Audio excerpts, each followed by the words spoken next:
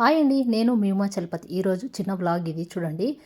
పండగ అయిపోయిన తర్వాత పాడ్యం చేయాలి కదా, అందుకోసమే ఇంట్లో నాటికోడి అయితే కోస్తున్నాం మేము. మాది నల్ల చికెన్ కోడి. ఇది కోడి కట్ చేసేది చూడండి. మా పాప ఆడపిల్ల కాదు, లేడీ పిల్ల. ఇది పులిపిల్లలాగా ఇరుగుపడేసి చూడండి. మగ పిల్లలు ఏం చేయాలా, ఆడపాప అయితే నా కూతురు ఇట్లా కోడైతే నీట్గా చూడండి ఎట్లా క్లీన్ చేసేస్తుందో.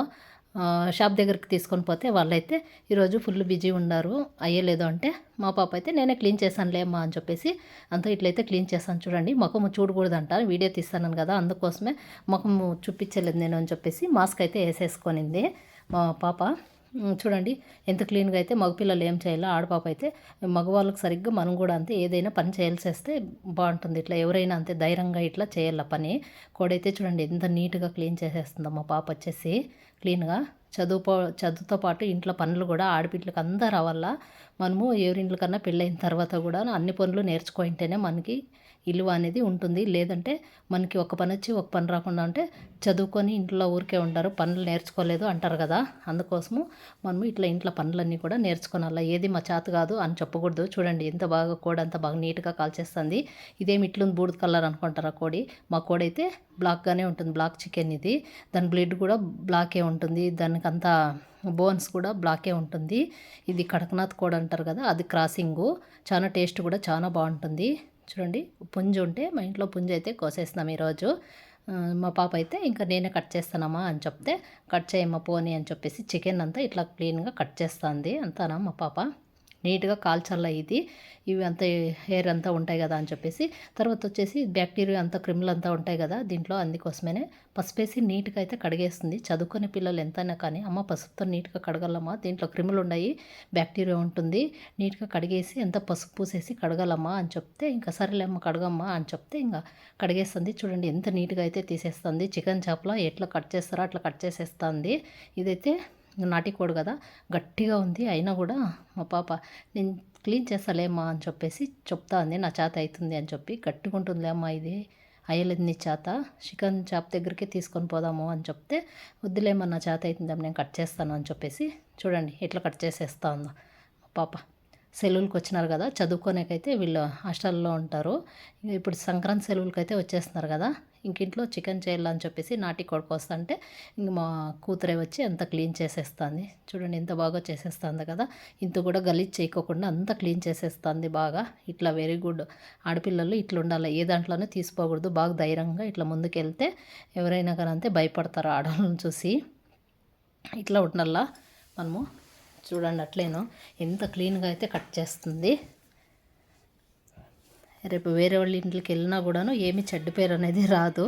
అంతా నేర్పించి పంపించిండారు అనుకుంటారు, అత్తమామలు అనుకుంటారు. వాళ్ళ అమ్మ వాళ్ళు చూడండి ఎంత నీట్గా అన్ని పనులను నేర్పించిండారో వాళ్ళ కూతురికి అని. తల్లిదండ్రులకి మంచి పేరు తేవాలంటే ఆడపిల్లలు అన్ని పనులు కూడా నేర్చుకొని పోవాలా. కొంతమంది అయితే చదువుకొనేసి మాకు ఏ పని రాదు అని చెప్పేసి పనులు, మాకు చదువు మీదే ఉంది ధ్యాస అంతా, మాకు ఇంట్లో పని రాదు ఏది రాదు అని చెప్పేసి ఊరికనే ఉండేస్తూ ఉంటారు.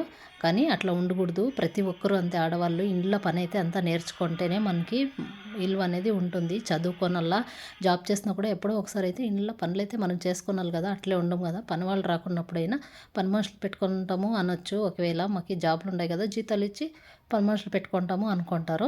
కానీ పని మనుషులు పెట్టుకున్నా కూడా ఒకసారి వాళ్ళకి హెల్త్ బాగలేకుండా అవుతుంది, పండుగలు లేదంటే ఊర్లకి వెళ్ళింటారు.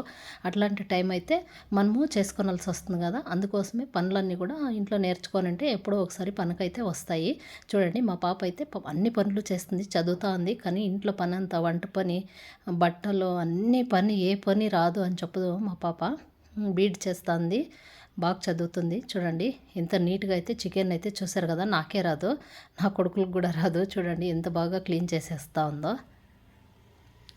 ఆడపిల్ల అంటే ఇట్లుంటుంది చూసారు కదా, ఎంత నీట్గా అయితే కట్ చేసేస్తూ ఉందో. అమ్మయ్య, నేను వాళ్ళ నాయన అయితే అసలు చూసి మా పాప పులిలాగా అంత పని చేస్తాను చూడండి, పిల్లిలాగా ఉండకుండా అని చెప్పేసి నవ్వుకుంటాను. నేను మా ఆయన ఇద్దరును ఎంత బాగా చేస్తుందో ఆడబిడ్డ అని చెప్పేసి అనుకుంటున్నాము. చూసారు కదా, వెరీ గుడ్. ఇంకా ఈ కూడా వచ్చేసి ఒక 2 కేజీల చికెన్ అంతా పడింది. ఇంట్లో నాటి పుంజిది చూడండి, నల్ల చికెన్ ఇది. చారు చేసిన తర్వాత అంతా బ్లాక్ అయిపోతుంది ఇదంతానా, చారు అవుతుంది కదా అప్పుడు చూడండి 2 కేజీలు చికెన్ అయితే పడింది. ఇది ఉడుకుతా అప్పుడే బ్లాక్ అయిపోతుంది చికెన్ అంతాను. చేసేసాను. ఫైనల్లీ ఇంకా నేనైతే చికెన్ చారు రెడీ చేసేస్తున్నాను. మేము చికెన్ చారు చేస్తే ఎక్కువ గట్టిగా చేయకూడదు, ఇది నాటి చికెను. గట్టిగా చేయకోకుండా కొద్దిగా నీరుండాల. వేడి వేడి రాగి సంగటి చేసేసాను. వేడి వేడి రాగి సంగటిని చూడండి, చికెన్ చారు అయితే రెడీ అయిపోయింది. ఇంకా తినేదే ఉండేది. చూసారు కదా, ఇంత మందంగా అయితే ఉండాల. చాలా గట్టిగా ఉంటే చారు అసలు బాగుండదు మనకి తినేకి, అన్నంలోకైనా ముద్దలోకైనా. ఈ వీడియో నచ్చితే లైక్ చేయండి, షేర్ చేయండి, సబ్స్క్రైబ్ చేయండి. ఫైనల్లీ అయిపోయింది, ఇంకా ఆకలేస్తుంది, తినేసేయాల. రాగి సంగటిని ముద్ద ఎంతమందికి ఇష్టమో కామెంట్ బాక్స్లో కామెంట్ చేయండి. ఇట్లా రాగి సంగటిని నాటికోడి చికెన్ను చూసారు కదా, ఎవరికి ఇష్టమో కామెంట్ బాక్స్లో కామెంట్ చేయండి.